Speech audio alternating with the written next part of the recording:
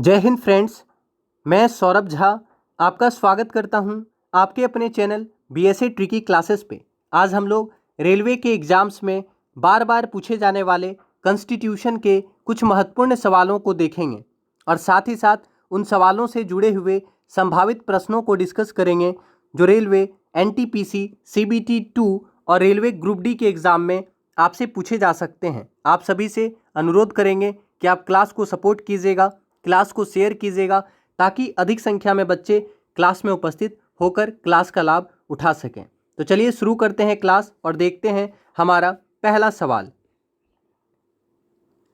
राज्यपाल द्वारा जारी अध्यादेश राज्य विधानसभा की अनुमति के बिना कितनी अवधि तक लागू रह सकता है? आंसर कीजिएगा। राज्यपाल द्वारा जारी अध्यादेश राज्य विधानसभा की अनुमति के बिना कितनी अवधि तक लागू रह सकता है? तो फटाफट आंसर कीजिएगा। राज्यपाल द्वारा जारी अध्यादेश राज्य विधानसभा की अनुमति के बिना कितनी अवधि तक लागू रह सकता है? सबसे पहले तो आपको ये याद रखना है कि अध्यादेश राज्यपाल के द्वारा भी जारी होता है और अध्यादेश राष्ट्रपति के द्वारा भी जारी होता है। तो याद रखना है कि अनुच्छेद कितना के तहत राज्यपाल के द्वारा अध्यादेश जारी होता है, याद है तो कमेंट कीजिएगा। और राष्ट्रपति के द्वारा कौन से आर्टिकल के तहत अध्यादेश जारी किया जाता है? तो आप याद रखिएगा, आर्टिकल 123 के तहत, आर्टिकल 123 के तहत राष्ट्रपति जी अध्यादेश जारी करते हैं। जबकि अगर आपसे पूछेगा गवर्नर के बारे में तो याद रखना है अनुच्छेद 213। ठीक है, तो अनुच्छेद 213 के अनुसार राज्यपाल अध्यादेश जारी करते हैं। तो पहला सवाल तो आप ये याद रखेंगे कि राज्यपाल द्वारा जारी किया जाता है अध्यादेश अनुच्छेद 213 के अनुसार।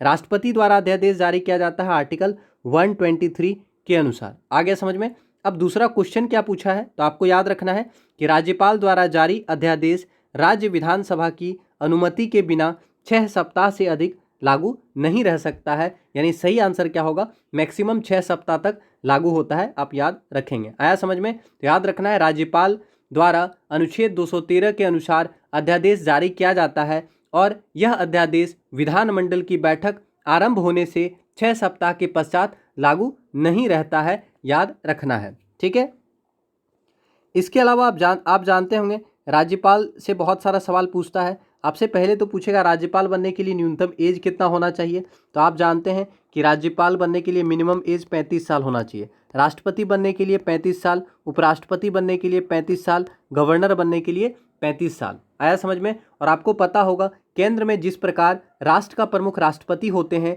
तथा शासन के प्रमुख प्रधानमंत्री होते हैं, उसी प्रकार राज्यों में राज्य के प्रमुख राज्यपाल तथा शासन का प्रमुख मुख्यमंत्री होता है। ठीक है, याद रखिएगा। और याद रखेंगे कि आर्टिकल 155 बहुत इंपॉर्टेंट सवाल है। आर्टिकल 155 के अनुसार राज्यपाल की नियुक्ति की जाती है किसके द्वारा? तो ये आपसे पूछेगा। आर्टिकल 155 के अनुसार राज्यपाल की नियुक्ति होती है राष्ट्रपति के द्वारा। तो यही आपसे पूछेगा कि राज्यपाल की नियुक्ति कौन करते हैं? तो आप याद रखेंगे कि राज्यपाल की नियुक्ति राष्ट्रपति करते हैं। अनुच्छेद कितना के अनुसार? तो अनुच्छेद 155 के अनुसार। आ रहा है समझ में? तो जगह नहीं है तो आप शॉर्ट में ऐसे ही याद रखेंगे कि आर्टिकल 155 के अनुसार राज्यपाल की नियुक्ति करते हैं राष्ट्रपति, याद रखेंगे। और याद रखना है कि संविधान के अनुसार एक व्यक्ति को 2 या 2 से अधिक राज्यों का राज्यपाल बनाया जा सकता है। यानी एक ही व्यक्ति 2 या 2 से अधिक राज्यों का राज्यपाल बन सकता है, यह आप याद रखिएगा। आया समझ में? इसके अलावा आपको याद रखना है राज्यपाल का टर्म कितना होता है, राज्यपाल का कार्यकाल कितना होता है? तो जनरली यानी सामान्यतः राज्यपाल का कार्यकाल 5 साल होता है। कितना होता है? कार्यकाल 5 साल होता है। लेकिन मुख्य बात यह है कि राज्यपाल राष्ट्रपति के प्रसाद पर्यंत काम करते हैं। इसका मतलब है कोई ज़रूरी नहीं है कि राज्यपाल 5 साल काम करेंगे। राष्ट्रपति को जब मन करेगा राज्यपाल को हटा सकते हैं, राज्यपाल का तबादला कर सकते हैं। समझ में आया? तो आपको याद रखना है राष्ट्रपति के प्रसाद पर्यंत काम करता है। ठीक है, समझ में आया? तो ये बहुत इंपॉर्टेंट सवाल है, आपको याद रखना होगा कि राष्ट्रपति के प्रसाद पर्यंत काम करते हैं। ये किस आर्टिकल में लिखा है ये भी पूछ सकता है। ठीक है, तो आप याद रखिएगा कि राष्ट्रपति के प्रसाद पर्यंत काम करते हैं कौन? गवर्नर। आया समझ में? तो एक ही व्यक्ति 2 या 2 से अधिक राज्यों का गवर्नर बन सकता है। गवर्नर 5 साल के लिए होता है लेकिन राष्ट्रपति के प्रसाद पर्यंत काम करते हैं, याद रखना है। ठीक है, और आर्टिकल 156 के अनुसार यह प्रावधान किया गया है कि राज्यपाल राष्ट्रपति के प्रसाद पर्यंत काम करेंगे। यानी राष्ट्रपति जब चाहे तब राज्यपाल को तबादला कर सकते हैं, राज्यपाल को हटा सकते हैं, याद रखिएगा। आया समझ में? तो क्लास को एक बार फटाफट लाइक और शेयर कर दीजिएगा ताकि क्लास को थोड़ा सा सपोर्ट मिल सके। अगला सवाल, राज्य विधानमंडल की सदस्यता के लिए योग्यता का निर्धारण संविधान के अनुच्छेद 173 के तहत दिया गया है, यह किसके अंतर्गत आता है? तो आंसर कीजिएगा, यह किसके अंतर्गत आता है? यानी राज्य विधानमंडल की सदस्यता के लिए जो योग्यता है उसके बारे में आर्टिकल 173 में डिस्कस किया गया है। तो आर्टिकल 173 किसके अंतर्गत आता है ऐसा आपसे पूछ रहा है। तो काफ़ी आसान सवाल है, आंसर कीजिएगा। ठीक है, तो सही आंसर क्या होगा? राज्य सरकार यानी स्टेट गवर्नमेंट के अंतर्गत आता है। बाकी आप जान रहे हैं मौलिक अधिकार, यूनियन गवर्नमेंट, नीति निर्देशकता, तो ये सब आंसर नहीं हो सकता, आप समझ सकते हैं। तो आंसर क्या होगा? राज्य सरकार। ठीक है, तो याद रखना है क्योंकि अनुच्छेद 173 किस में आएगा? राज्य सरकार के अंतर्गत आएगा, है ना। तो यहाँ पे आपको याद क्या रखना है? देखिए, आपको याद ऐसे रखना है कि राज्य विधानमंडल, ठीक है, राज्य विधानमंडल की सदस्यता के लिए योग्यता का निर्धारण अनुच्छेद 173 में है और यह राज्य सरकार के अंतर्गत आता है। ठीक, लेकिन सबसे इंपॉर्टेंट सवाल ऐसे बनेगा, आपको याद रखना है कि राज्य विधानमंडल का उल्लेख किस भाग में है। तो आप याद रखिएगा, भाग 6 में राज्य विधानमंडल का उल्लेख है। कहाँ से कहाँ तक? अनुच्छेद 168 से 212। ठीक है, अनुच्छेद 168 से 212 याद रखना है। अनुच्छेद 168 से 212 तक राज्य विधानमंडल के बारे में डिस्कस किया गया है भाग 6 में। ठीक है, यानी यह राज्य सरकार के अंतर्गत आता है। आया समझ में? ठीक, अब देखिए यहाँ से सवाल क्या पूछ सकता है राज्य विधानमंडल से। याद ये रखना है कि केंद्रों की तरह, यानी जिस प्रकार केंद्र में आप जानते हैं कि संसदीय प्रणाली को अपनाया गया है, लोकसभा राज्यसभा है ना। तो वैसे ही याद रखना है, जिस प्रकार केंद्र में संसदीय प्रणाली को अपनाया गया है उसी प्रकार राज्य में भी संसदीय प्रणाली को अपनाया गया है। और राज्य विधानमंडल होता क्या है? तो आपको याद रखना है कि राज्य विधानमंडल, इंपॉर्टेंट सवाल है, राज्य विधानमंडल राज्य सरकार का विधायिका होता है। ठीक है, तो याद रखिएगा राज्य विधानमंडल क्या है? तो राज्य सरकार का विधायिका है। अब विधायिका क्या होता है आपको पता है तो कमेंट कीजिएगा। राज्य सरकार का विधायिका है, तो आपको याद रखना है कि राज्य सरकार का विधायिका किसे कहा जाता है? तो राज्य विधानमंडल को राज्य सरकार का विधायिका कहा जाता है, जिसमें गवर्नर, विधान परिषद और विधानसभा आते हैं। किसी किसी राज्य में विधान परिषद नहीं होता है तो वहाँ पर विधानमंडल राज्यपाल और विधानसभा से मिलकर बनता है। यानी याद रखना है कि विधानमंडल जो है, राज्य विधानमंडल जो है, राज्य विधानमंडल किससे मिलकर बनता है? तो याद रखेंगे कि राज्य विधानमंडल विधान परिषद, विधानसभा और राज्यपाल से मिलकर बनता है। तो बहुत सारे राज्य ऐसे हैं जहां पर विधान परिषद नहीं है, तो वहां पर विधानमंडल कैसे बनेगा? तो वहां पर विधानमंडल राज्यपाल और विधानसभा से मिलकर बनता है। आया समझ में? तो इंपॉर्टेंट सवाल है, आप याद रखिएगा। और भारतीय संविधान के अनुच्छेद 168 के अनुसार प्रत्येक राज्य का अपना एक विधानमंडल होगा। तो अगर सवाल पूछता है कि कौन सा ऐसा अनुच्छेद है जिसमें कहा गया है कि प्रत्येक राज्य का अपना एक विधानमंडल होगा, तो आर्टिकल 168 के अनुसार प्रत्येक राज्य का अपना एक विधानमंडल होगा। विधानमंडल का निर्माण विधानसभा एवं राज्यसभा से मिलकर होगा। लेकिन जहाँ पे द्विसदनीय व्यवस्था है वहाँ पे राज्यपाल, विधान परिषद और विधानसभा के द्वारा विधानमंडल का निर्माण होता है। आया समझ में? तो क्लास को फटाफट एक बार लाइक और शेयर कर दीजिएगा आप लोग। चलिए अगला सवाल देखते हैं। संविधान के अनुच्छेद 211 के तहत विधायिका में चर्चा पर प्रतिबंध लगाया गया है, यह किसके अंतर्गत आता है? आंसर कीजिएगा। संविधान के अनुच्छेद 211 के अनुसार विधायिका में चर्चा पर प्रतिबंध लगाया गया है, यह किसके अंतर्गत आता है? आपको सिर्फ यही याद रखना है कि भाग, कौन सा भाग किस अनुच्छेद से लेकर किस अनुच्छेद तक है। अगर आपको ये पता है कि अनुच्छेद 211 किसके अंतर्गत आता है तो आप आराम से आंसर कर सकते हैं। क्योंकि देखिए राज्य का नीति निर्देशक तत्व तो आपको हम पढ़ा चुके हैं कि राज्य का नीति निर्देशक तत्व तो आयरलैंड से लिया गया है। कहाँ से कहाँ तक है? आर्टिकल 36 से 51 तक है। इसमें तो हो नहीं सकता है क्योंकि आर्टिकल 36 से 51 तक है राज्य का नीति निर्देशक तत्व। मूल अधिकार आप जानते हैं भाग 3 में है, अनुच्छेद 12 से 35 तक है, ये भी नहीं हो सकता है। संघ सरकार आप जानते हैं आर्टिकल 52 से लेकर आर्टिकल 151 तक संघ सरकार का उल्लेख है भाग 5 में, तो ये भी नहीं हो सकता है। ठीक है, अब बचा क्या? राज्य सरकार का उल्लेख भाग 6 में है, आर्टिकल 152 से 237 के बीच में। तो 211 क्या आया? 152 से लेकर 237 के बीच में आया। इसका मतलब है आंसर क्या होगा? राज्य सरकार। तो आपको याद क्या रखना है? ठीक है, जनरली याद रखना है। देखिए हम यहाँ पे लिख दे रहे हैं, ठीक है, यहीं पे लिख देते हैं। जो इंपॉर्टेंट बनेगा ध्यान से देखिएगा, भाग आपसे पूछेगा कौन सा भाग में क्या है और कौन सा आर्टिकल रिलेटेड है। पहला भाग में आप जानते हैं भाग 1 में क्या बताया गया है, भारत और राज्य क्षेत्र के बारे में बताया गया है भाग 1 में। भाग 1 आर्टिकल 1 से 4 तक है। भाग 2 अगर आपसे पूछेगा तो भाग 2 में नागरिकता का उल्लेख है, आप जानते हैं भाग 2 में नागरिकता का उल्लेख है। और भारत में एकल नागरिकता पाया जाता है, अमेरिका में दोहरी नागरिकता पाया जाता है, भारत में नागरिकता का प्रावधान ब्रिटेन से लिया गया है। अनुच्छेद 5 से 11 के तहत नागरिकता का उल्लेख है, तो याद रखिएगा अनुच्छेद 5 से 11 तक नागरिकता का उल्लेख है भाग 2 के अंतर्गत, आप याद रखिएगा। अब यहाँ पे देखिए मौलिक अधिकार, बहुत अच्छा सवाल है। मौलिक अधिकार को भाग 3 में रखा गया है। भाग 3 को क्या कहा जाता है, संविधान का मैग्ना कार्टा कहा जाता है। मौलिक अधिकार कहाँ से लिया गया है, तो मौलिक अधिकार अमेरिका के संविधान से लिया गया है, ठीक है। और वर्तमान में 6 मौलिक अधिकार है, पहले 7 मौलिक अधिकार हुआ करता था, लेकिन संपत्ति के अधिकार को मौलिक अधिकार से हटा दिया गया है, आप जानते हैं। तो वर्तमान में 6 मौलिक अधिकार है, आप याद रखेंगे। तो भाग 3 अमेरिका से लिया गया है। और कौन सा अनुच्छेद है, तो आपको याद रखना है 12 से 35, अनुच्छेद 12 से 35 तक मौलिक अधिकार का उल्लेख है, आपको याद रखना है। आया समझ में, तो ऐसे याद रखेंगे। इसके अलावा राज्य के नीति निर्देशक तत्व आयरलैंड से लिया गया है। राज्य का नीति निर्देशक तत्व कहाँ से लिया गया है, तो आयरलैंड के संविधान से लिया गया है राज्य का नीति निर्देशक तत्व। और ये किस भाग में है, तो आपको याद रखना है भाग 4 में राज्य के नीति निर्देशक तत्व का उल्लेख है। अनुच्छेद पूछेगा तो अनुच्छेद 36 से 51, अनुच्छेद 36 से 51 तक राज्य के नीति निर्देशक तत्व का उल्लेख है, आपको याद रखना है। आया समझ में, तो याद रखिएगा अनुच्छेद 36 से 51 तक राज्य के नीति निर्देशक तत्व का उल्लेख भाग 4 के अंतर्गत मिलता है। अब आता है मौलिक कर्तव्य, ठीक है, नीचे बता रहे हैं आपको याद रखना है मौलिक कर्तव्य या मूल कर्तव्य। मूल कर्तव्य कहाँ से लिया गया है, तो रूस से लिया गया है मौलिक कर्तव्य। आपको याद रखना है कि मौलिक कर्तव्य रूस के संविधान से लिया गया है। मौलिक कर्तव्य आर्टिकल 51 क में है, याद रखेंगे अनुच्छेद 51 क में मौलिक कर्तव्य का उल्लेख है, ठीक है। भाग 4 क में मौलिक कर्तव्य का उल्लेख है।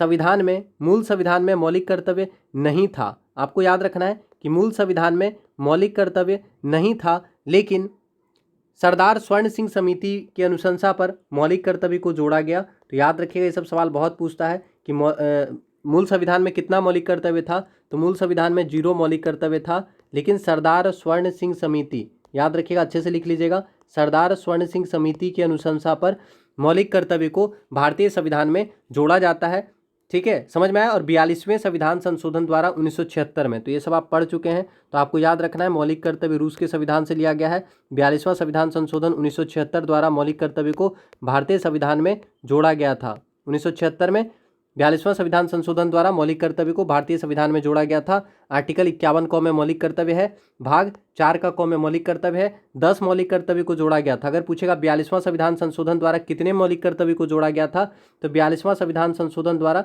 10 मौलिक कर्तव्य को जोड़ा गया था, लेकिन वर्तमान में 11 मौलिक कर्तव्य हैं। समझ में आया, तो याद रखिएगा वर्तमान में 11 मौलिक कर्तव्य हैं, लेकिन 42वां संविधान संशोधन द्वारा, ठीक है, 10 मौलिक कर्तव्य को जोड़ा गया था। 11वां मौलिक कर्तव्य 2002 ईस्वी में 86वां संविधान संशोधन द्वारा जोड़ा गया है, आप याद रखेंगे। आया समझ में, तो फटाफट आपको हम बता रहे हैं, ध्यान दीजिएगा और रेगुलर रहिएगा तो ये सब सारे सवाल आपको याद हो जाएंगे। संघ का उल्लेख, भाग 5 में संघ का उल्लेख है। संघ का उल्लेख कहाँ पे है, तो आप याद रखेंगे भाग 5 में संघ का उल्लेख है। और आर्टिकल बता ही चुके हैं आपको, आर्टिकल 51 से लेके, आर्टिकल 52 से लेके कहाँ तक है, 151 तक। आर्टिकल 52 से 151 तक याद रखना है, संघ का उल्लेख है भाग 5 में। इसी प्रकार राज्य का उल्लेख याद रखना है, भाग 6 में है, आर्टिकल 152 से 237 तक राज्य का उल्लेख है, ठीक है। अब आपसे पूछ सकता है पंचायत, पंचायत भी इंपॉर्टेंट है, आप जानते हैं पंचायत किस में है, भाग 9 में पूछेगा तो भाग 9 में याद रखेंगे, पंचायत भाग 9 में है, अनुसूची 11 में जोड़ा गया था, तो अनुसूची 11, पंचायत जो है भाग 9 अनुसूची 11 याद रखना है। बलवंत राय मेहता समिति किससे जुड़े हुए हैं, तो पंचायती राज सिस्टम से जुड़े हुए हैं, याद रखेंगे। और आर्टिकल 40 के अंतर्गत क्या होता है, पंचायत का गठन होता है। समझ में आया, तो याद रखिएगा पंचायत का उल्लेख भाग 9 में है, अनुसूची 11 में है, ठीक है। और बलवंत राय समिति का संबंध किससे है, पंचायती राज सिस्टम से संबंधित है, आप याद रखेंगे। और भारत में पहली बार पंचायती राज सिस्टम राजस्थान के नागौर जिले में 2 अक्टूबर 1959 ईस्वी को किया गया था। समझ में आया, तो याद रखेंगे भारत में पहली बार पंचायती राज सिस्टम 2 अक्टूबर 1959 को राजस्थान के नागौर जिले में शुरू किया गया था। आ गया समझ में, इंपॉर्टेंट है तो आप याद रख लीजिएगा। इसके अलावा निर्वाचन बहुत पूछता है, तो आपको याद रखना है निर्वाचन किस भाग में है, तो आपको हम पढ़ा चुके हैं, निर्वाचन आयोग भाग 15 में है ना। तो निर्वाचन किस भाग में है, तो आप याद रखिएगा निर्वाचन भाग 15 में है। और आर्टिकल 324 याद रखना है, निर्वाचन अनुच्छेद 324 से 329 तक उल्लेखित है। तो निर्वाचन अनुच्छेद 324 से 329 तक उल्लेखित है, याद रखना है। और भाग 15 में निर्वाचन है। निर्वाचन आयोग का गठन 25 जनवरी 1950 को किया गया था, याद रखेंगे। ठीक है, तो इतना सवाल यहाँ से याद रखिए। और भी है, जैसे आपातकाल, फिर आपसे पूछ सकता है संविधान संशोधन किस भाग में है, तो आपको पूरा याद रखना होगा कि संविधान संशोधन भाग 20 में है, अनुच्छेद 368 से जुड़ा हुआ है संविधान संशोधन। आपातकाल ऐसे ही पूछ देगा, तो आपातकाल जर्मनी के बीमर संविधान से लिया गया है। आपातकाल का जो प्रबंध है या आपातकाल का जो व्यवस्था है, ये भाग 18 में डिस्कस किया हुआ है। आपातकाल भाग 18 में है और अनुच्छेद 352 से 360 तक आपातकाल का उल्लेख है। आया समझ में? और संविधान संशोधन दक्षिण अफ्रीका के संविधान से लिया गया है, याद रखेंगे। ठीक है, तो क्लास को फटाफट लाइक और शेयर कर दीजिए ताकि और भी बच्चे क्लास में आ सकें। तो प्लीज क्लास को सपोर्ट कीजिएगा। अगला सवाल, maximum prescribed number of members of the state legislative assembly, what is it? राज्य विधानसभा के सदस्यों की अधिकतम निर्धारित संख्या क्या है? तो आंसर कीजिएगा, राज्य विधानसभा के सदस्यों की अधिकतम निर्धारित संख्या क्या है? तो सही आंसर क्या होगा? 500, याद रखना है। ये बहुत इंपॉर्टेंट सवाल है। एक तो ये ऐसे डायरेक्टली पूछेगा कि राज्य विधानसभा के सदस्यों की अधिकतम निर्धारित संख्या कितनी है, तो 500। पहला सवाल तो ये हुआ। दूसरा आपसे पूछेगा किस अनुच्छेद में ये डिस्कस किया गया है, तो याद रखना है अनुच्छेद 170। 169 आप याद रखिएगा, 170 याद रखिएगा, दोनों बहुत इंपॉर्टेंट है। 169 70। 169 के अनुसार क्या होता है? विधान परिषद का निर्माण या फिर विधान परिषद का उत्साधन होता है अनुच्छेद 169 के अनुसार। तो याद रखिएगा आर्टिकल 169 विधान परिषद से जुड़ा हुआ है। विधान परिषद का निर्माण और विधान परिषद का उत्साधन आर्टिकल 169 में डिस्कस किया गया है। लेकिन आर्टिकल 170 राज्य विधानसभा से जुड़ा हुआ है। तो याद रखना है अनुच्छेद 170 के अनुसार किसी राज्य की विधानसभा के सदस्यों की अधिकतम संख्या 500 और न्यूनतम संख्या 60 है। आया समझ में? तो ये सवाल पूछेगा तो आप याद रखिएगा आर्टिकल 170 के अनुसार विधानसभा के सदस्यों की अधिकतम संख्या 500 और न्यूनतम संख्या कितना होता है? तो न्यूनतम संख्या 60 है। ठीक है, लेकिन कुछ कुछ राज्य अपवाद भी है जहाँ पे न्यूनतम संख्या 60 से कम ही है। ठीक है, समझ में आया? तो पूछता है, जैसे कि आप जानते हैं कि मिजोरम में 40 ही सीट है। मिजोरम में विधानसभा का 40 सीट है, जबकि होना कितना चाहिए? न्यूनतम 60 होना चाहिए। लेकिन कुछ राज्य इसका अपवाद है, जैसे मिजोरम में 40 है, सिक्किम में 32 है, समझ में आ रहा है, गोवा में 40 है। तो ये अपवाद भी है, याद रखना है आपको कि राज्य विधानसभा के सदस्यों की अधिकतम निर्धारित संख्या 500 और न्यूनतम संख्या 60 है आर्टिकल 170 के अनुसार। ठीक, और 84वां संविधान संशोधन के द्वारा, ये भी याद रखिएगा, 84th संशोधन बहुत पूछा गया सवाल है। 84वां संविधान संशोधन के द्वारा ये कब पारित किया गया था? तो पहली बार 2001 में। तो 84वां संविधान संशोधन 2001 द्वारा याद रखना है कि वर्ष 2026 तक विधानसभा का और लोकसभा का जितना भी सीट है उसमें कोई भी चेंजिंग नहीं किया जाएगा। तो ये पूछेगा। ठीक है, तो याद रखिएगा 84वां संविधान संशोधन 2001, इसके अनुसार क्या हुआ था? 2026 तक याद रखना है कि सीट में कोई चेंज नहीं, लोकसभा और विधानसभा के सीट में चेंजिंग नहीं। ठीक है, लोकसभा एवं विधानसभा, इंपॉर्टेंट सवाल है, आप नोट कर लीजिएगा। ठीक है, तो 2026 तक लोकसभा एवं विधानसभा सीट में परिवर्तन नहीं। तो यहाँ जगह नहीं है तो हम इधर लिख दे रहे हैं। ठीक है, सीटों में परिवर्तन नहीं होगा, यानी जितना पहले है उतना ही होगा। ठीक है, परिवर्तन नहीं, आपको याद रखना है। ठीक है, समझ में आ गया? 2026 के बाद क्या होगा? लोकसभा का सीट भी बढ़ाया जाएगा और विधानसभा का सीट भी बढ़ाया जाएगा, लेकिन 2026 तक कोई भी सीट में परिवर्तन नहीं होगा। तो आप याद रखिएगा 84वां संविधान संशोधन 2001 द्वारा 2026 तक सभी लोकसभा एवं विधानसभा की सीट जो है वो सेम रहेगी, उसमें कोई भी तरह का परिवर्तन नहीं किया जाएगा, याद रखेंगे। आया समझ में? ठीक है, और विधानसभा के सदस्यों का कार्यकाल कितना होता है पता है आपको? राज्य विधानसभा के सदस्यों का कार्यकाल कितना होता है? तो याद रखेंगे कार्यकाल 5 साल होता है। ठीक है, तो याद रखिएगा राज्य विधानसभा के सदस्यों का कार्यकाल 5 साल होता है। ठीक है, कार्यकाल कितना होता है? 5 साल। और मिनिमम एज कितना होना चाहिए विधानसभा के सदस्य बनने के लिए? तो आपको याद रखना है कि राज्यसभा का सदस्य बनने के लिए मिनिमम एज 25 साल होना चाहिए। ठीक है, जैसे आप जानते हैं कि लोकसभा का सदस्य बनने के लिए मिनिमम 25 साल होना चाहिए, वैसे ही आपको याद रखना है कि विधानसभा के सदस्यों का कार्यकाल बनने के लिए मिनिमम 25 साल होना चाहिए। आया समझ में? तो याद रखिएगा अनुच्छेद 173 के अनुसार विधानसभा सदस्य के योग्यता के बारे में बताया गया है और राज्य विधानसभा के सदस्यों का कार्यकाल 5 साल और एज जो होगा मिनिमम 25 साल होना चाहिए, आप याद रखिएगा। आया समझ में?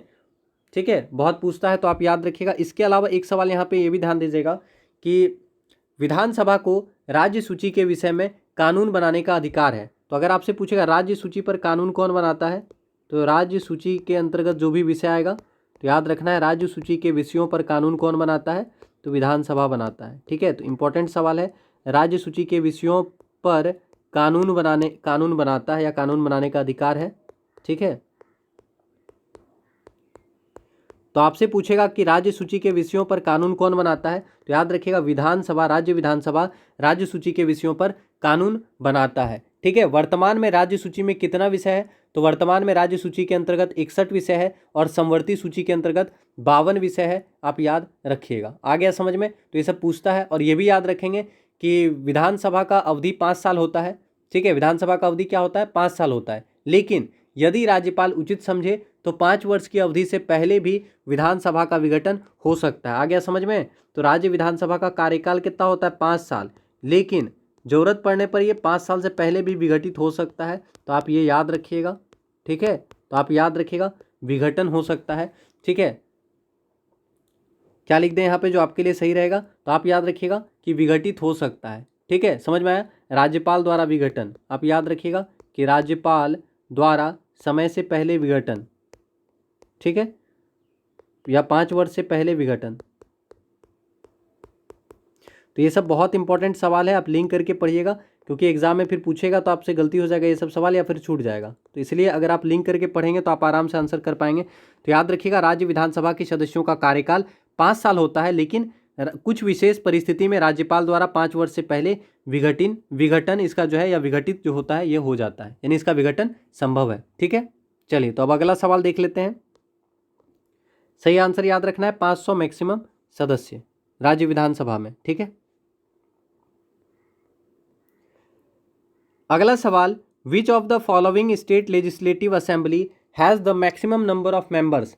आपको बताना है कौन सा राज्य है जहां पर विधानसभा में सदस्यों की संख्या सर्वाधिक है। तो आंसर कीजिएगा, किस राज्य में विधानसभा के सदस्यों की संख्या सर्वाधिक है। तो आप आंसर कर सकते हैं कौन सा राज्य है जहां पर विधानसभा के सदस्यों की संख्या सर्वाधिक है। तो आराम से आंसर करेंगे उत्तर प्रदेश। उत्तर प्रदेश में विधानसभा के सदस्यों की संख्या सर्वाधिक है। कितना है आप कमेंट कीजिए, तब तक आपको हम राज्यसभा और लोकसभा का बता रहे हैं। ठीक है, उत्तर प्रदेश में राज्यसभा का मैक्सिमम सीट कितना है और लोकसभा का मैक्सिमम सीट कितना है, एल लिख देते हैं सिर्फ, तो याद रखिएगा। ठीक है, तो उत्तर प्रदेश में लोकसभा का मैक्सिमम सीट है, याद रखना 80। उत्तर प्रदेश में लोकसभा का सबसे अधिक सीट कितना है, 80। ठीक है, महाराष्ट्र में कितना सीट है लोकसभा का, 48। याद रखिएगा उत्तर प्रदेश में लोकसभा का सबसे अधिक सीट है 80। ठीक है, बाद में लिखा देते हैं, पहले ये याद रखिएगा उत्तर प्रदेश में लोकसभा से 80 सीट है और राज्यसभा से 31 सीट है। समझ में आया, राज्यसभा से 31 सीट है, ये समझ में आ गया।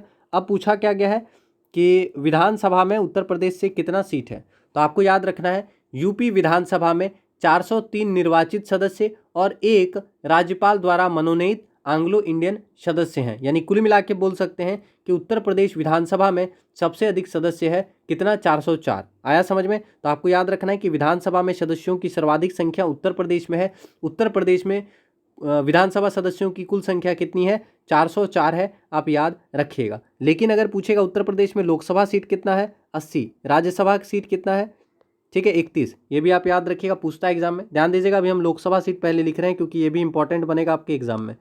लोकसभा सीट यहाँ पे पूछेगा आपसे। ठीक है, तो आपको याद रखना है उत्तर प्रदेश में लोकसभा सीट कितना है बताइएगा, तो अभी तुरंत पढ़ें 80। उत्तर प्रदेश में लोकसभा का सीट कितना है, आप याद रखेंगे 80। ठीक है, आंसर कीजिएगा महाराष्ट्र में लोकसभा का सीट कितना है, फटाफट आंसर कीजिएगा। महाराष्ट्र में लोकसभा का सीट कितना है, 48। याद रखेंगे महाराष्ट्र में लोकसभा का सीट कितना है, 48। ठीक है, वेस्ट बंगाल में लोकसभा का सीट कितना है, तो आपको याद रखना है 42। पश्चिम बंगाल में लोकसभा का सीट कितना है, 42। बिहार में लोकसभा का सीट कितना है, बिहार बहुत इंपॉर्टेंट पूछता है यहाँ से, बिहार में लोकसभा का सीट कितना है, तो 40। आ रहा है समझ में, क्लोज है वेस्ट बंगाल से, आप देख लीजिए, है ना। तो याद रखना है कि वेस्ट बंगाल में लोकसभा का 42 सीट है, बिहार में लोकसभा का 40 सीट है। आ गया समझ में। अब देखिए एक ऑप्शन क्या लिखा, आंध्र प्रदेश। तो आंध्र प्रदेश याद है तो कमेंट कीजिएगा, आंध्र प्रदेश में लोकसभा का कितना सीट है, 25 सीट है। तो याद रखिएगा आंध्र प्रदेश में लोकसभा का 25 सीट है, किसका है, लोकसभा का। तो आंध्र प्रदेश में लोकसभा का 25 सीट है, आपको याद रखना है। आ गया समझ में? ठीक है। अब देखिए राज्यसभा से सवाल पूछ सकता है, क्योंकि राज्यसभा और लोकसभा दोनों से सवाल पूछता है कि सीट कहाँ पे राज्य है, कहाँ पे ज़्यादा सीट है, क्रम में आपको सजाने भी दे सकता है कभी। ठीक है, तो आपसे अगर पूछेगा राज्यसभा में तो कमेंट कीजिएगा राज्यसभा में उत्तर प्रदेश का कितना सीट है। ठीक है, तो आपको याद रखना है उत्तर प्रदेश का राज्यसभा में सबसे अधिक सीट है 31। ठीक है, तो उत्तर प्रदेश की तरफ से राज्यसभा में सबसे अधिक सीट है उत्तर प्रदेश का 31। महाराष्ट्र का राज्यसभा में कितना सीट है, तो याद रखना है 19। महाराष्ट्र का राज्यसभा में 19 सीट है। पश्चिम बंगाल का पूछेगा, पश्चिम बंगाल का राज्यसभा में कितना सीट है, तो आप याद रखिएगा पश्चिम बंगाल का राज्यसभा में 16 सीट है। कितना है? 16। पश्चिम बंगाल का राज्यसभा में 16 सीट है। बिहार का भी सेम है, तो इसलिए याद रखिएगा पश्चिम बंगाल और बिहार दोनों का राज्यसभा में कितना सीट है? 16 सीट है। आ गया समझ में? तो आप याद रखिएगा उत्तर प्रदेश का राज्यसभा में 31 सीट है, महाराष्ट्र का राज्यसभा में 19 सीट है, वेस्ट बंगाल और बिहार का राज्यसभा में 16-16 सीट है। और आंध्र प्रदेश का सीट कितना होगा, याद है तो बताएंगे। आंध्र प्रदेश का कितना सीट है, तो आंध्र प्रदेश का राज्यसभा में 11 सीट है, तो काफ़ी कम है। आया समझ में? आंध्र प्रदेश का राज्यसभा में 11 सीट है, आप याद रखिएगा। आ गया समझ में? तो क्लास को फटाफट लाइक और शेयर कर दीजिएगा, यहाँ से आपके एग्जाम में सवाल पूछ सकता है। ठीक है, तो ये आंसर समझ में आ गया कि विधानसभा सदस्यों की संख्या मैक्सिमम उत्तर प्रदेश में है, याद रखेंगे।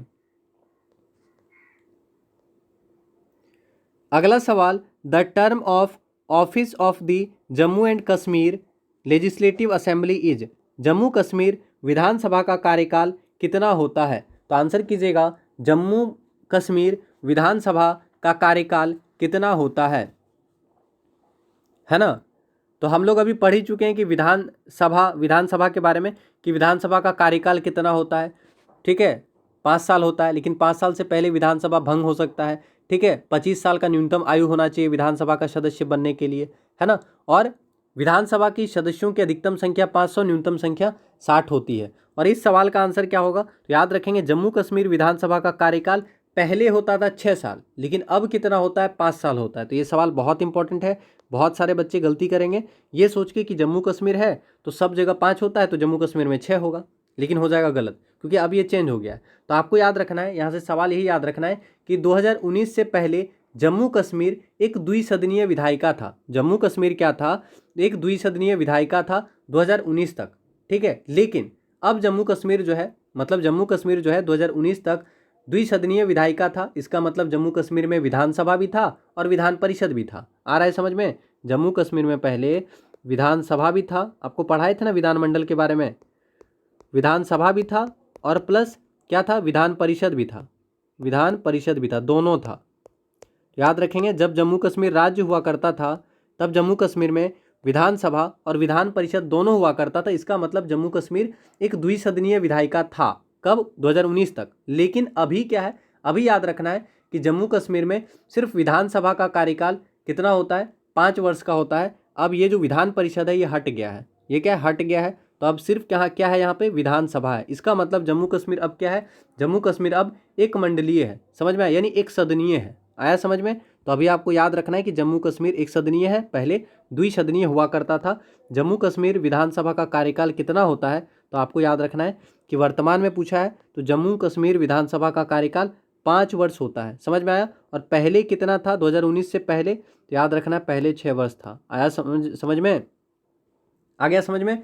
तो याद रख लीजिएगा कि 2019 से पहले जम्मू कश्मीर में एक द्विसदनीय विधायिका था जो विधानसभा और विधान परिषद से मिलकर बना था। लेकिन वर्तमान में जम्मू कश्मीर विधानसभा का कार्यकाल याद रखना है कितना है? 5 वर्ष है, पहले 6 वर्ष का हुआ करता था। आ गया समझ में? तो इंपॉर्टेंट है, याद रखिएगा, पूछ देगा एग्जाम में। ठीक है, तो क्लास अच्छा लग रहा होगा तो क्लास को लाइक और शेयर कर दीजिएगा। देखिए यहाँ पे आंसर गलत लिखा है। ठीक है, ये पुराना वाला लिख दिया है। ठीक है, कि 6 वर्ष, पहले 6 वर्ष हुआ करता था। अभी याद रखना है कि अभी 5 वर्ष, अभी कितना होता है? 5 वर्ष होता है, याद रखेंगे। ठीक है,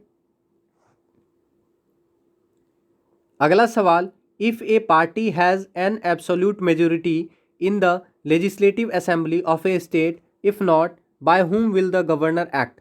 अगर किसी राज्य के विधानसभा में किसी पार्टी को पूर्ण बहुमत नहीं मिलता है तो राज्यपाल किसके द्वारा कार्य करेंगे। ठीक है, तो वही आपसे पूछ रहा है कि अगर कोई राज्य विधानसभा है उसमें किसी भी पार्टी को पूर्ण बहुमत नहीं मिलता है, मेजोरिटी नहीं मिलता है, तो इस सिचुएशन में राज्यपाल जो है वो क्या कार्य करेंगे, ये आपसे पूछ रहा है। तो ऑप्शन नंबर ए, पूर्व मुख्यमंत्री की सलाह पर, option number B prime minister की सलाह पर, ऑप्शन नंबर सी राष्ट्रपति की सलाह पर, ऑप्शन नंबर डी अपने विवेक द्वारा। तो आंसर क्या होगा?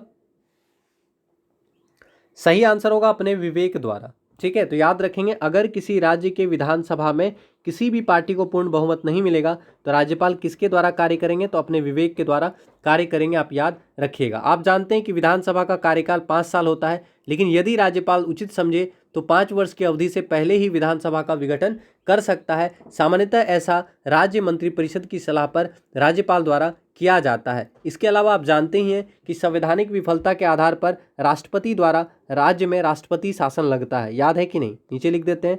आप जानते होंगे कि राष्ट्रपति शासन राज्यों में क्या लगता है? राष्ट्रपति शासन लगता है। यानी राष्ट्रपति शासन यानी कौन सा आर्टिकल? कमेंट कीजिएगा। राज्यों में राष्ट्रपति शासन लगता है तो किस अनुच्छेद के तहत? तो याद रखना है कि राज्यों में राष्ट्रपति शासन आर्टिकल 356 के तहत लगता है। ठीक है, तो याद रखना है अनुच्छेद 356 के तहत, या अनुच्छेद 356 कहाँ लगता है?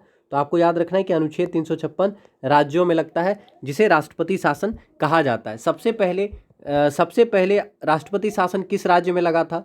तो आपको याद रखना है पंजाब में। ठीक है, तो पहली बार राष्ट्रपति शासन कहाँ लगा था? तो पंजाब में लगा था। आप याद रखिएगा, पहली बार आर्टिकल 356 कहाँ लगा था? तो पहली बार पंजाब में। आ गया समझ में? ठीक है, तो याद रखिएगा कि राज्यों में राष्ट्रपति शासन लगता है आर्टिकल 356। ठीक है, अब विधानसभा विघटन क्यों होता है? तो कभी कभी होता है क्या है, मुख्यमंत्री त्यागपत्र दे दें। मुख्यमंत्री त्यागपत्र दे देंगे तो विधानसभा विघटित हो सकता है, या फिर संवैधानिक विफलता के आधार पर राष्ट्रपति द्वारा राष्ट्रपति शासन लगा दिया जाए, तो उस सिचुएशन में भी विधानसभा का विघटन हो जाएगा। सत्ताधारी दल जो है बहुमत खो दे। ठीक है, तो सत्ताधारी दल अगर बहुमत खो देगा तो उससे भी तो विधानसभा का विघटन हो जाएगा, है ना? तो याद रखिएगा विभिन्न परिस्थितियों में विधानसभा की अवधि 5 वर्ष से आगे बढ़ाई जा सकती है, याद रखना है। और संविधान का अनुच्छेद 172 यह व्यवस्था करता है कि अनुच्छेद 352 के तहत देश के किसी भी भाग में आपातकाल की घोषणा की जा सकती है। आप याद रखेंगे। आ गया समझ में? और एक सवाल आप पढ़े होंगे कि 42वां संविधान संशोधन बहुत इंपॉर्टेंट है। 42वां संविधान संशोधन 1976 द्वारा विधानसभा की अवधि 5 साल से बढ़ाकर 6 साल कर दिया गया था, लेकिन फिर 44वां संविधान संशोधन द्वारा 1978 ईस्वी में फिर विधानसभा का जो कार्यकाल है उसको घटाकर 5 साल कर दिया जाता है। ठीक है, तो पूछेगा तो आपको याद रखना होगा। ठीक है, अगला सवाल, which of these states has a legislative council? इनमें से किस राज्य में विधान परिषद है? इस सवाल को VBI कीजिएगा क्योंकि ये बहुत इंपॉर्टेंट सवाल है। कौन सा ऐसा राज्य है जहां पर विधान परिषद है? दूसरा सवाल पूछ देगा इसी में कि कौन सा राज्य है जहां पे विधान परिषद नहीं है। ठीक है, समझ में आया? तो ये सवाल आपसे पूछेगा तो आंसर कीजिएगा। आंसर क्या होगा? ठीक है, तो सबसे पहले तो आपको ये याद रखना है कि विधान परिषद का गठन और विघटन, ठीक है, यानी विधान परिषद का निर्माण जो है, ठीक है, विधान परिषद का निर्माण या विधान परिषद का उत्सादन किस अनुच्छेद के तहत होता है? तो आपको याद रखना है कि विधान परिषद का निर्माण या विधान परिषद का समाप्ति अनुच्छेद 169 के अनुसार होता है। तो बहुत इंपॉर्टेंट आर्टिकल है। आर्टिकल 169 के अनुसार विधान परिषद का निर्माण या बोल सकते हैं कि समाप्ति होता है। ठीक है, और याद रखेंगे राज्य द्वारा विधानसभा के 2/3 बहुमत से विधान परिषद के गठन तथा उत्साद का संकल्प पारित कर संसद के पास भेजा जाता है, क्योंकि विधान परिषद के निर्माण व समाप्ति की अंतिम शक्ति संसद के पास है। आया समझ में? तो आपसे ये सवाल भी पूछेगा कि विधान परिषद को कौन समाप्त कर सकता है, कौन निर्माण कर सकता है। ठीक है, तो आप याद रखिएगा विधान परिषद का निर्माण या फिर विधान परिषद की समाप्ति आर्टिकल 169 के अनुसार संसद कर सकता है। आया समझ में? तो संसद द्वारा विधान परिषद का निर्माण किया जा सकता है और संसद द्वारा विधान परिषद का समाप्ति भी किया जा सकता है अनुच्छेद 169 के अनुसार। ठीक है, आया समझ में? तो याद रखिएगा। और यहाँ पे ये भी याद रखिएगा, आपसे पूछेगा कि राज्य अपनी इच्छानुसार चाहे तो विधान परिषद का निर्माण करे अथवा न करे, किस आर्टिकल में कहा गया है? तो अनुच्छेद 169 में कहा गया है। ठीक है, ऐसा भी बहुत सारा राज्य है जहाँ पर पहले विधान परिषद था लेकिन वर्तमान में विधान परिषद नहीं है, तो ये भी पूछेगा। तो आप याद रखें, जैसे पंजाब में पहले विधान परिषद था, अभी नहीं है। पश्चिम बंगाल में पहले विधान परिषद था एक समय, बाद में हटा दिया गया। ठीक है, तो ये चीज़ होता है। जैसे अभी हम लोग पढ़ रहे थे ना जम्मू कश्मीर के बारे में, तो जम्मू कश्मीर में भी हटा दिया है। समझ में आ रहा है? तो वर्तमान में कितने राज्यों में विधान परिषद है? तो आपको याद रखना है विधान परिषद वर्तमान में कितने राज्यों में? 6 राज्यों में। ठीक है, तो आपको याद रखना है वर्तमान में 6 राज्यों में विधान परिषद है। आ गया समझ में? बहुत इंपॉर्टेंट सवाल है। तो विधान परिषद का निर्माण या फिर समाप्ति अनुच्छेद 169 के तहत संसद करता है। तो याद रखिएगा वर्तमान में 6 राज्यों में विधान परिषद है। कौन कौन सा राज्य है? तो एक तो आप याद रखिएगा, ठीक है, एक कौन सा होगा? एक तो तमिलनाडु। तमिलनाडु में क्या है? विधान परिषद है या नहीं है? आंसर क्या होगा बताएंगे आंसर? ठीक है, ठीक है, बहुत सारे बच्चों का आंसर आ रहा है आंध्र प्रदेश। ठीक है, इसमें आपसे पूछा है इनमें से किस राज्य में विधान परिषद है, तो बिल्कुल सही आंसर है आपका आंध्र प्रदेश। ठीक है, जिनका भी आंसर है आंध्र प्रदेश बिल्कुल सही है। याद रखना है कि आंध्र प्रदेश में विधान परिषद है, बाकी इन तीनों में विधान परिषद नहीं है। तो अब देखिए यहाँ पे सवाल क्या पूछा गया कि 6 राज्य में विधान परिषद है। समझ में आया? 6 राज्यों में विधान परिषद है। पहला तो आंध्र प्रदेश हो गया आपका। दूसरा याद रखिएगा बिहार, बिहार में भी क्या है? विधान परिषद है। ठीक, कर्नाटक, कर्नाटक में भी विधान परिषद है। नोट कर लीजिएगा, बहुत इंपॉर्टेंट सवाल है। कर्नाटक में भी विधान परिषद है, पूछेगा तो कर्नाटक में भी विधान परिषद है। महाराष्ट्र, महाराष्ट्र में भी विधान परिषद है। तो कितना राज्य हो गया? ठीक है, 3 और 1 4। महाराष्ट्र में भी है। और एक याद रखना है तेलंगाना, तेलंगाना में भी क्या है? तो याद रखना है तेलंगाना में भी विधान परिषद है। और हम लोग शुरू में पढ़े थे कि उत्तर प्रदेश में, तो यूपी भी याद रखना है। आया समझ में? तो याद रखना है कि वर्तमान में 6 राज्यों में विधान परिषद है। बिहार, आंध्र प्रदेश, कर्नाटक, महाराष्ट्र, तेलंगाना, उत्तर प्रदेश। आ गया समझ में? और विधान परिषद का गठन या फिर समाप्ति अनुच्छेद 169 के अनुसार संसद कर सकता है। याद रखिएगा, एक ही चीज़ को 2-3 बार बताएं क्योंकि ये इंपॉर्टेंट है। अगर सुनिएगा तो सुन सुन के भी याद हो जाएगा। ठीक है, और यहाँ से सवाल क्या बनेगा? विधान परिषद कैसा सदन है? अभी हम लोग पढ़ रहे थे विधानसभा, तो विधानसभा तो विघटित हो सकता है। आपको पता है कि विधानसभा को समय से पहले हम लोग विघटित कर सकते थे, लेकिन विधान परिषद क्या एक अस्थायी सदन है? तो ये सवाल पूछेगा विधान परिषद कैसा सदन है? तो विधान परिषद अस्थायी सदन है। अस्थायी सदन है मतलब भंग नहीं होगा। तो आप याद रखिएगा विधान परिषद भंग या फिर विघटन। ठीक है, तो आपको याद रखना है कि विधान परिषद एक अस्थायी सदन है, भंग विघटन नहीं होता है। आया समझ में? तो विधान परिषद एक अस्थायी सदन है, इसलिए विधान परिषद का भंग या विघटन नहीं होता है। आपको याद रखना है। और ये किस अनुच्छेद में कहा गया है? तो अनुच्छेद 172 में कहा गया है कि विधान परिषद एक अस्थायी सदन है और विधान परिषद कभी भी विघटित नहीं हो सकता है। प्रत्येक 2 साल 1/3 सदस्य जो हैं वो रिटायर होते हैं और उतने ही नए सदस्यों का निर्वाचन विधान परिषद में होता है। आया समझ में? तो विधान परिषद कभी भी विघटित नहीं होता है, यह एक अस्थायी सदन है और प्रत्येक 2 साल में 1/3 सदस्य रिटायर होते हैं और उतने ही नए सदस्य जो है आते हैं। याद रखेंगे। और विधान परिषद का कार्यकाल कितना होता है? तो कार्यकाल 6 साल। बहुत इंपॉर्टेंट सवाल है। तो विधान परिषद का कार्यकाल कितना होता है? 6 वर्ष। विधान परिषद के सदस्यों का कार्यकाल 6 वर्ष होता है, आपको याद रखना है। आ गया समझ में? तो क्लास को एक बार फटाफट लाइक और शेयर कर दीजिएगा। विधान परिषद का सदस्य बनने के लिए न्यूनतम एज 30 साल होना चाहिए। ठीक है, कंपैरिजन करके पढ़िएगा। विधानसभा के लिए 25 साल चाहिए था, विधान परिषद के लिए 30 साल चाहिए। ठीक है, आया समझ में? और राज्यसभा के लिए भी 30 साल चाहिए, आपको याद रखना है। ठीक है, तो क्लास को फटाफट एक बार लाइक और शेयर कर दीजिएगा ताकि क्लास को थोड़ा सा सपोर्ट मिल सके।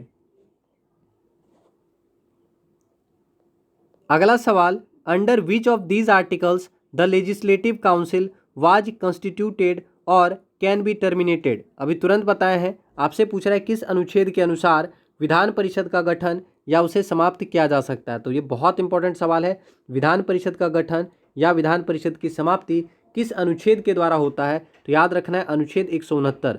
अनुच्छेद 169 के अनुसार विधान परिषद का गठन या समाप्ति की जा सकती है। याद रखिएगा। ठीक है, हु अपॉइंट्स द जजेज of the supreme court of India? Bharat के उच्चतम न्यायालय के न्यायाधीशों की नियुक्ति कौन करता है? आंसर कीजिएगा, भारत के उच्चतम न्यायालय के न्यायाधीशों की नियुक्ति कौन करता है?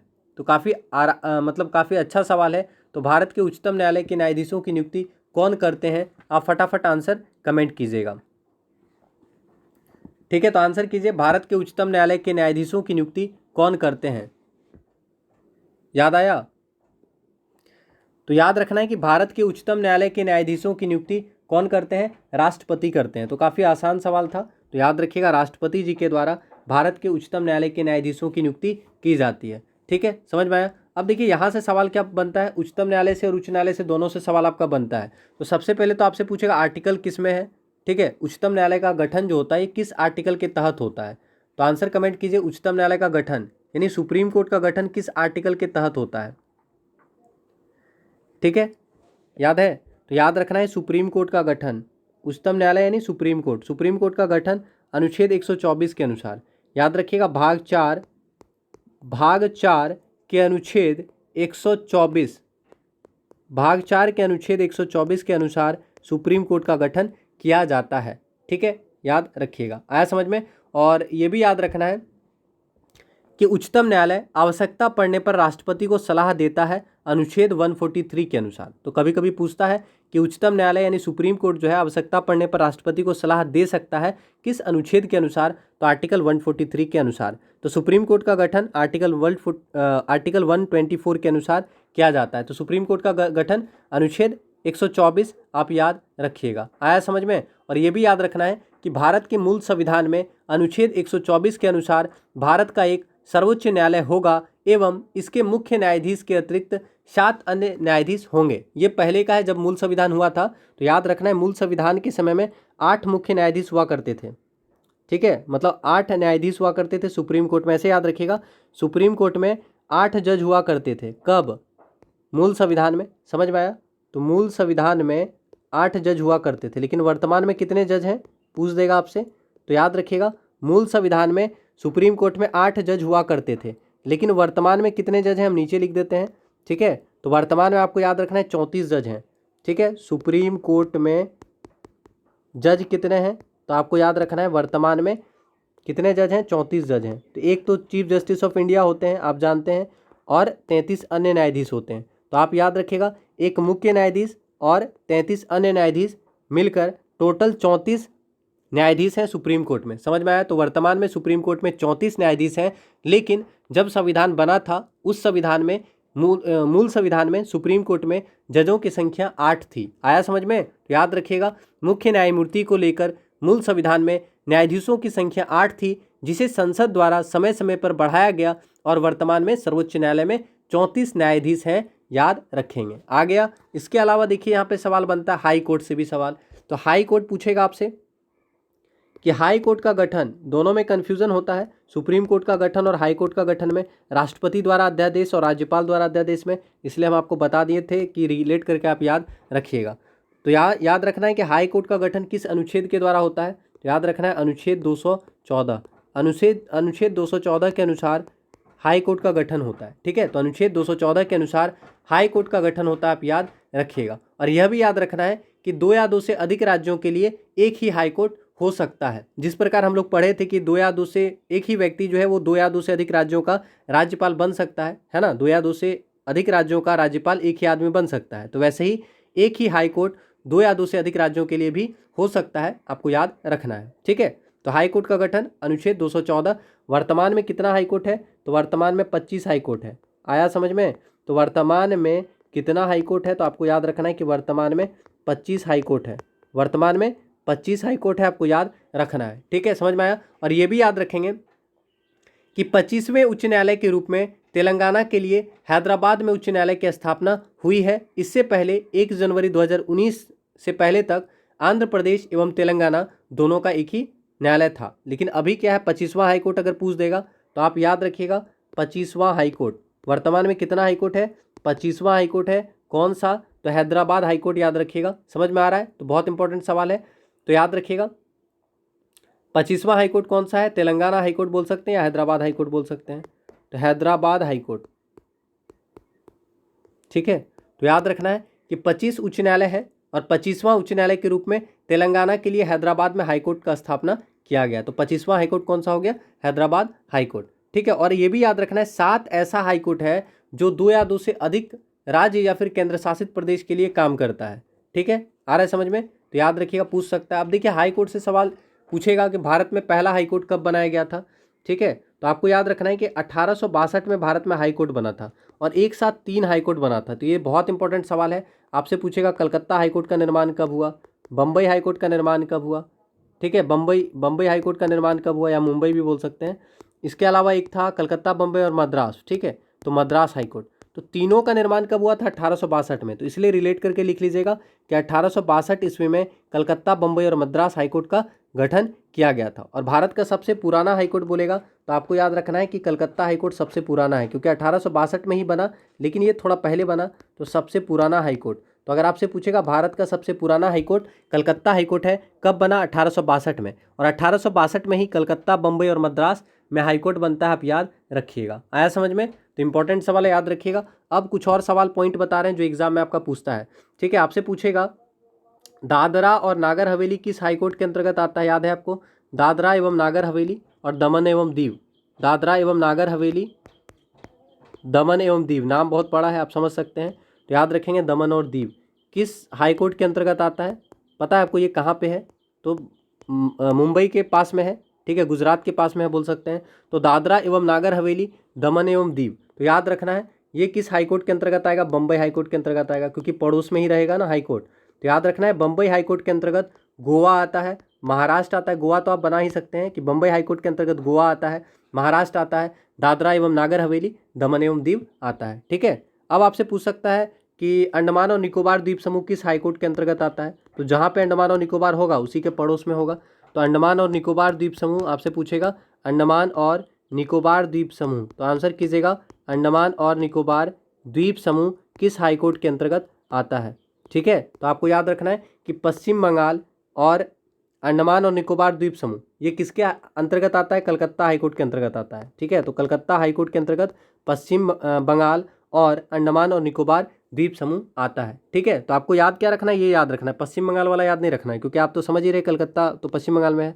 ठीक है, इसके अलावा आपसे पूछ सकता है पुदुचेरी किस हाईकोर्ट के अंतर्गत आता है? बहुत इंपॉर्टेंट है। तो पुदुचेरी आपको याद रखना है कि पुदुचेरी किस हाईकोर्ट के अंतर्गत आता है? तो मद्रास हाईकोर्ट के अंतर्गत आता है। मद्रास से नहीं, तमिलनाडु है ना, तो मद्रास हाईकोर्ट के अंतर्गत आता है पुदुचेरी, आप याद रखिएगा। आ गया समझ में? और इसके अलावा पूछ सकता है एक सवाल कि पंजाब और हरियाणा, तो पंजाब और हरियाणा के लिए हाईकोर्ट है, आप जानते हैं पंजाब और हरियाणा हाईकोर्ट जो है वो पंजाब, हरियाणा और चंडीगढ़ के लिए है। ठीक है, गुवाहाटी हाईकोर्ट बहुत इंपॉर्टेंट बनेगा, इसको नोट कर लीजिएगा। गुवाहाटी हाईकोर्ट के अंतर्गत कौन कौन सा क्षेत्र आएगा? एक तो असम आएगा, क्योंकि आप जानते हैं असम में ही गुवाहाटी है, तो गुवाहाटी हाईकोर्ट के अंतर्गत कौन कौन सा आएगा राज्य? तो एक तो असम, असम तो आपको याद ही रहेगा। दूसरा याद रखना नागालैंड, नागालैंड किस हाईकोर्ट के अंतर्गत आएगा? तो नागालैंड गुवाहाटी हाईकोर्ट के अंतर्गत आता है। मिजोरम किस हाईकोर्ट के अंतर्गत आता है? मिजोरम गुवाहाटी हाईकोर्ट के अंतर्गत आता है। और अरुणाचल प्रदेश, तो काफ़ी इंपॉर्टेंट सवाल है, तो याद रखिएगा नागालैंड, मिजोरम और अरुणाचल प्रदेश गुवाहाटी हाईकोर्ट के अंतर्गत आता है। आया समझ में? तो याद रखिएगा असम, नागालैंड, मिजोरम, अरुणाचल प्रदेश गुवाहाटी हाईकोर्ट के अंतर्गत आता है। लक्षद्वीप किस हाईकोर्ट के अंतर्गत आता है? तो याद रखना है लक्षद्वीप, लक्षद्वीप केरल हाईकोर्ट के अंतर्गत आता है। ठीक है, लक्षद्वीप किस हाईकोर्ट के अंतर्गत आएगा? तो केरल हाईकोर्ट के अंतर्गत आएगा। ठीक है, केरल हाईकोर्ट के अंतर्गत आता है लक्षद्वीप, याद रखिएगा। तो क्लास को फटाफट एक बार लाइक और शेयर कर दीजिए ताकि और भी बच्चे क्लास का लाभ उठा सके। तो प्लीज़ क्लास को सपोर्ट कीजिए आप लोग। अगला सवाल, at what age do supreme court जजेज रिटायर? सर्वोच्च न्यायालय के न्यायाधीश किस आयु में सेवानिवृत्त होते हैं? तो आंसर कीजिएगा सुप्रीम कोर्ट के जज किस आयु में रिटायर होते हैं? ठीक है, तो काफ़ी अच्छा सवाल है, आंसर कर देंगे। सुप्रीम कोर्ट के जज किस आयु में रिटायर होते हैं? ठीक है, तो आंसर कीजिएगा सुप्रीम कोर्ट के जज किस आयु में रिटायर होते हैं? ठीक है, तो सही आंसर क्या होगा? 65 वर्ष। ठीक है, बिल्कुल सही है, तो याद रखना है 65 वर्ष सही आंसर है। तो याद रखना है सुप्रीम कोर्ट के न्यायाधीश 65 साल में रिटायर होते हैं। ठीक है, तो आपको याद रखना है कि उच्चतम न्यायालय के न्यायाधीश बनने के लिए न्यूनतम आयु का कोई मतलब क्राइटेरिया नहीं है कि न्यूनतम एज कितना होना चाहिए सुप्रीम कोर्ट का जज बनने के लिए। ठीक है, लेकिन एक बार नियुक्ति होने के बाद 65 साल में वो रिटायर होते हैं। आया समझ में? तो याद रखना है कि सुप्रीम कोर्ट जो है वो सुप्रीम कोर्ट के जो जज होते हैं वो 65 वर्ष में रिटायर हो जाते हैं। ठीक है, और इनका क्वालिफिकेशन क्या होना चाहिए सुप्रीम कोर्ट का जज बनने के लिए? तो क्वालिफिकेशन कभी पूछेगा तो याद रखना है कि वह किसी भी उच्च न्यायालय अथवा 2 या 2 से अधिक न्यायालय में लगातार कम से कम 5 वर्षों तक न्यायाधीश के रूप में काम कर चुके हों, किसी उच्च न्यायालय या न्यायालय में लगातार 10 वर्षों तक अधिवक्ता रह चुके हों। ठीक है, तो ये सब क्राइटेरिया होता है।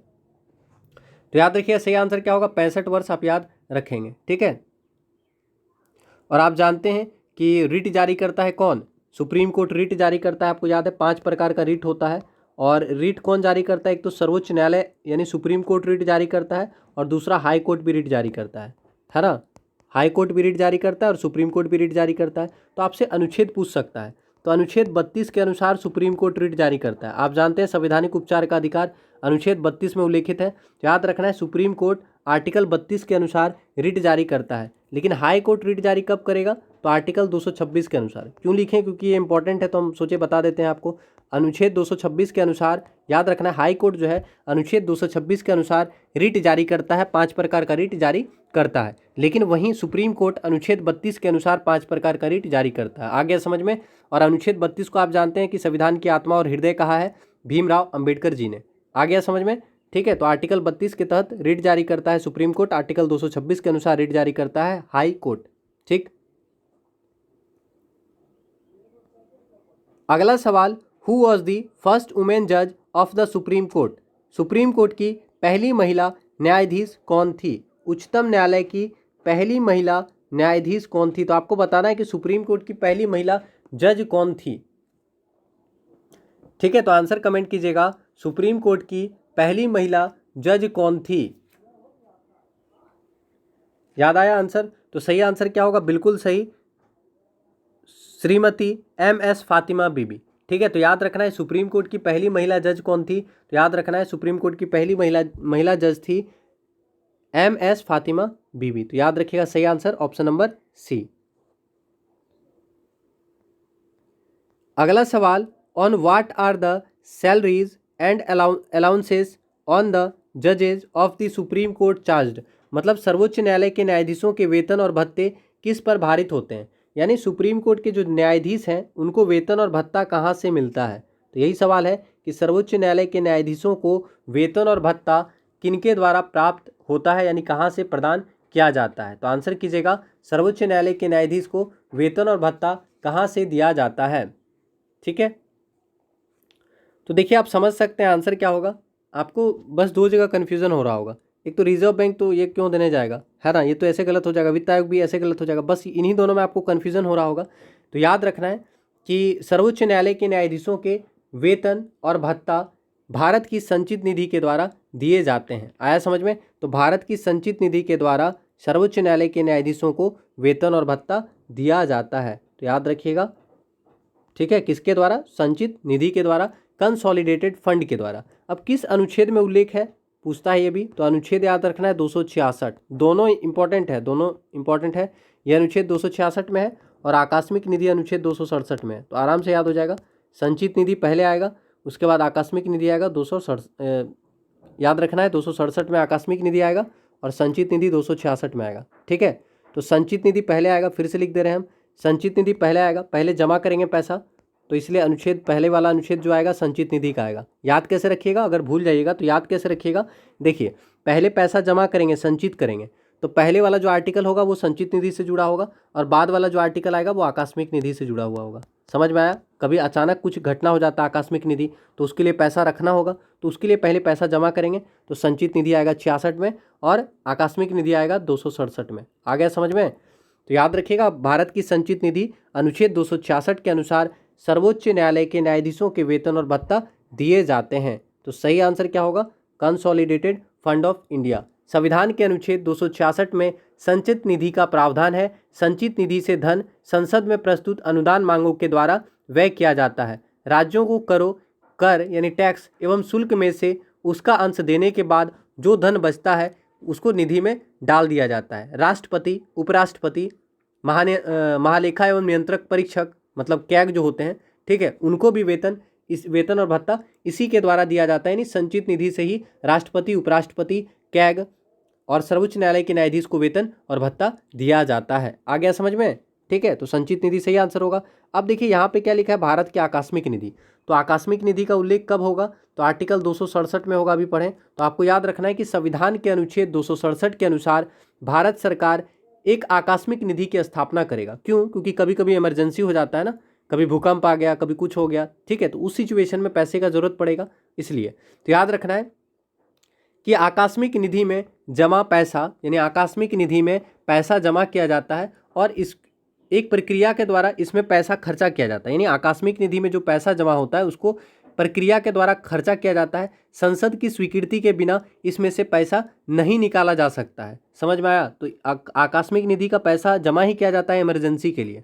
ठीक है, समझ में आ रहा है? इमरजेंसी के लिए पैसा जमा किया जाता है, इसलिए संसद की अनुमति के बिना इस फंड में से पैसा नहीं वेस्ट किया जाता, नहीं निकाला जाता, नहीं खर्चा किया जाता। लेकिन विशेष परिस्थिति में राष्ट्रपति द्वारा इस पैसे को निकाला जा सकता है। यानी कभी भूकंप आ गया, कभी बाढ़ आ गया, कभी कुछ हो गया है ना, तो उस सिचुएशन, जैसे कोरोना वायरस आ गया तो महामारी हो गया है ना, तो उस सिचुएशन में राष्ट्रपति जी के द्वारा आकस्मिक निधि में जो पैसा है उसको निकाला जा सकता है। आपको याद रखना है। आया समझ में? तो सबसे इंपॉर्टेंट तो ये बनेगा, संसद की अनुमति के बिना निकाला खर्चा नहीं हो सकता है। समझ के पढ़िएगा तो आपको समझ में आ जाएगा। ठीक है, संसद की अनुमति के बिना व्यय नहीं होता है, खर्चा नहीं होता है।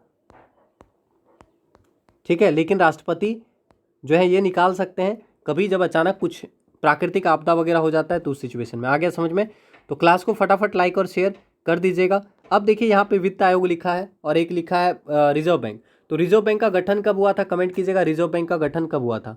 आरबीआई आप जानते हैं, आरबीआई को क्या कहा जाता है? बैंकों का बैंक कहा जाता है। आरबीआई का गठन हिल्टन यंग आयोग की सिफारिश पर हुआ था। आपको याद रखना है, आरबीआई का गठन हिल्टन यंग आयोग की सिफारिश पर हुआ था। ठीक है, हिल्टन यंग आयोग की सिफारिश पर आरबीआई का गठन किया गया था। अब आरबीआई का गठन कब किया गया था? आज ही पढ़ाए हैं ये सवाल आपको और बहुत बार पढ़ा चुके हैं। तो आरबीआई का गठन कब किया गया था? तो आपको याद रखना है कि आरबीआई का गठन, ठीक है, कब किया गया था? 1935 ईस्वी में। याद रखिएगा, रिजर्व बैंक ऑफ इंडिया का गठन 1 अप्रैल 1935 को किया गया था। ठीक है, तो आरबीआई का गठन 1 अप्रैल 1935 को हुआ था। आरबीआई का हेडक्वार्टर कहाँ पे है? तो आपको याद रखना है, आरबीआई का हेडक्वार्टर मुंबई में है। वर्तमान हेडक्वार्टर कहाँ पे है? मुंबई में है। लेकिन आरबीआई का पुराना हेडक्वार्टर पूछेगा, आरबीआई का पुराना हेडक्वार्टर कोलकाता या पहला हेडक्वार्टर, तो आपको याद रखना है आरबीआई का पहला हेडक्वार्टर कोलकाता था। लेकिन वर्तमान में आरबीआई का हेडक्वार्टर कहाँ पे है? तो वर्तमान में आरबीआई का हेडक्वार्टर मुंबई में है। आपको याद रखना है। आया समझ में? और आरबीआई का राष्ट्रीयकरण कब हुआ था? तो ये भी सवाल पूछता है कि रिजर्व बैंक ऑफ इंडिया का राष्ट्रीयकरण कब हुआ था? तो 1 जनवरी 1949 को आरबीआई का राष्ट्रीयकरण हुआ था। तो याद रखिएगा, 1 जनवरी 1949 को आरबीआई का क्या हुआ था? राष्ट्रीयकरण हुआ था। आ गया समझ में? तो क्यों बताएं? क्योंकि ये बहुत इंपॉर्टेंट है। राष्ट्रीयकरण और स्थापना दोनों में कन्फ्यूजन होता है। तो गठन याद रखना है, गठन 1 अप्रैल 1935 को हुआ था, लेकिन राष्ट्रीयकरण 1 जनवरी 1949 को हुआ था। आ गया समझ में? तो क्लास को फटाफट एक बार लाइक और शेयर कर दीजिएगा। वित्त आयोग, आर्टिकल 280 के तहत वित्त आयोग का गठन होता है। तो आप याद रखिएगा, वित्त आयोग का गठन पूछेगा तो अनुच्छेद 280 के तहत वित्त आयोग के गठन का प्रावधान है। तो आपसे पूछेगा वित्त आयोग के गठन का प्रावधान किस अनुच्छेद के तहत होता है? तो अनुच्छेद 280 के तहत वित्त आयोग के गठन का प्रावधान है। और वित्त आयोग का गठन कौन करता है? तो राष्ट्रपति द्वारा। गठन वित्त आयोग के सदस्य और अध्यक्ष की नियुक्ति कौन करते हैं? राष्ट्रपति द्वारा। तो याद रखिएगा, वित्त आयोग का गठन राष्ट्रपति द्वारा होता है। वित्त आयोग के सदस्य या अध्यक्ष या सदस्यों की नियुक्ति राष्ट्रपति के द्वारा की जाती है। वित्त आयोग में राष्ट्रपति द्वारा 1 अध्यक्ष और 4 अन्य सदस्य होते हैं। तो ये भी समझ में आ गया। वित्त आयोग में टोटल कितना होगा? 5। एक अध्यक्ष प्लस 4 अन्य सदस्य। समझ में आ गया? तो ये भी आप याद रखिएगा कि वित्त आयोग में 1 अध्यक्ष और 4 सदस्य होते हैं, यानी टोटल 5 व्यक्ति हो गए और उनकी नियुक्ति राष्ट्रपति के द्वारा की जाती है। याद रखना है। और वित्त आयोग के पहले अध्यक्ष कौन थे? वित्त आयोग के पहले अध्यक्ष कौन थे? बहुत इंपॉर्टेंट सवाल है। वित्त आयोग के पहले अध्यक्ष कौन थे? आप आंसर करेंगे तो आपको याद रखना है कि वित्त आयोग के पहले अध्यक्ष थे के.सी. नियोगी। तो याद रखिएगा, वित्त आयोग के पहले अध्यक्ष कौन थे? तो वित्त आयोग के पहले अध्यक्ष थे के.सी. नियोगी। ठीक है, समझ में आ गया? तो वित्त आयोग के पहले अध्यक्ष थे के.सी. नियोगी, आप याद रखिएगा। वित्त आयोग के 14वें अध्यक्ष भी बहुत पूछता है, तो कमेंट कीजिएगा, वित्त आयोग के 14वें अध्यक्ष कौन थे? वित्त आयोग के 14वें अध्यक्ष हाल ही में हटे हैं। तो वित्त आयोग के 14वें अध्यक्ष कौन थे? तो आपको याद रखना है, वित्त आयोग के 14वें अध्यक्ष थे वाई वी रेड्डी। तो याद रखना है कि वित्त आयोग के 14वें अध्यक्ष कौन थे? Y V Reddy. ठीक है, इंपॉर्टेंट सवाल है, पूछेगा। पहला के.सी. नियोगी, 14वां वाई वी रेड्डी, 13वां विजय केलकर। ठीक है, और अभी कौन सा है? तो अभी याद रखना है 15वां वित्त आयोग चल रहा है। तो वित्त आयोग के 15वें अध्यक्ष कौन है? बहुत इंपॉर्टेंट सवाल है। तो आपको ये क्रम में पूछेगा, तो आप याद रखिएगा, पहला, इसके बाद 15वां, 14वां और 13वां, क्योंकि कभी कभी क्या होता है आपको सीक्वेंस में बैठाने भी दे देता है। ठीक है, तो याद रखिएगा, वित्त आयोग के 15वें अध्यक्ष कौन है? N.K. सिंह। तो वर्तमान में वित्त आयोग के अध्यक्ष कौन है? तो याद रखेंगे वर्तमान में वित्त आयोग का 15वां सेशन चल रहा है और 15वें वित्त आयोग के अध्यक्ष कौन है? NK सिंह है। ठीक है, तो क्लास को फटाफट लाइक और शेयर कर दीजिएगा। इंपॉर्टेंट सवाल था, उम्मीद करेंगे आपको समझ में आ गया होगा। तो आपसे पूछा है सर्वोच्च न्यायालय के न्यायाधीशों के वेतन और भत्ते किस पर भारित होते हैं? तो याद रखना है भारत की संचित निधि के द्वारा सर्वोच्च न्यायालय के न्यायाधीश को वेतन और भत्ता दिया जाता है। तो उम्मीद करेंगे आज का सेशन आपको अच्छा लगा होगा। तो आप क्लास को सपोर्ट कीजिएगा, ताकि इस प्रकार का और भी क्लास आपके लिए रेगुलर हम करा सकें। और कोई भी डाउट होता है, कोई भी टॉपिक में परेशानी होता है, तो आप लोग ऑफलाइन कमेंट करेंगे ताकि उस टॉपिक को हम करवा सकें। ठीक है, तो इसी के साथ आप सभी से विदा लेना चाहेंगे। आप सभी को तहे दिल से धन्यवाद करते हैं। जय हिंद, जय भारत, जय BSA। धन्यवाद।